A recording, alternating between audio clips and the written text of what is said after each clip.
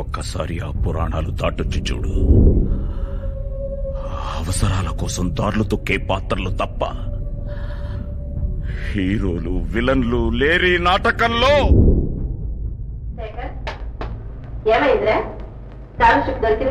ఎలా దొరుకుతుందమ్మా?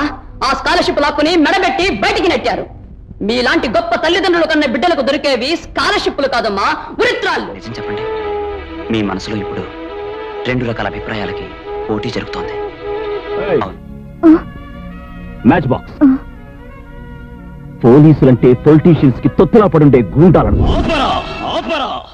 అంతకు మించి ఒక్క మాట ఎక్కువ మాట్లాడితే నీ నాలుక చీరేస్తాను. నా కళ్ళల్లోకి సూటిగా చూసి మాట్లాడడానికి భయపడే నువ్వు నా తీర్పుకి ఎదురు చెప్తావా? ప్రాణాలు తీస్తాను. తీరా తాళి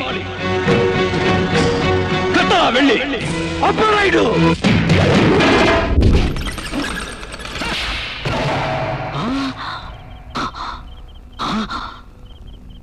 ఈ భాష దగ్గర యాంటనీ గురించి చెప్పద్దు.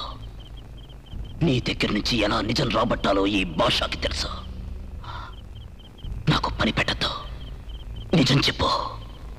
తెలుసుగా, ఈ భాష ఒక్కసారి చెప్తే 100 సార్లు చెప్పినట్టే.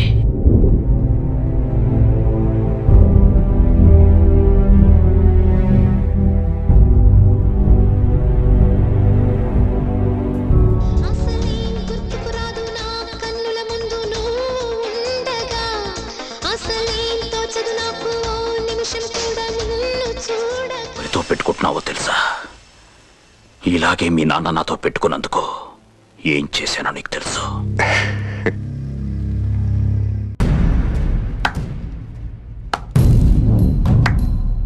ఎరా అయిపోయిందా?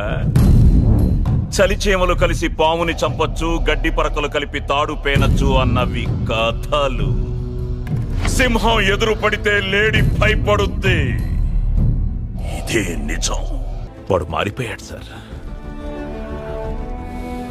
మీ జాతకం చాలా గట్టిది సార్. ఇదిగో ఈసారి ఈ సోకుల పాలెం వాళ్ళు మిమ్మల్ని బతికిస్తున్నారు.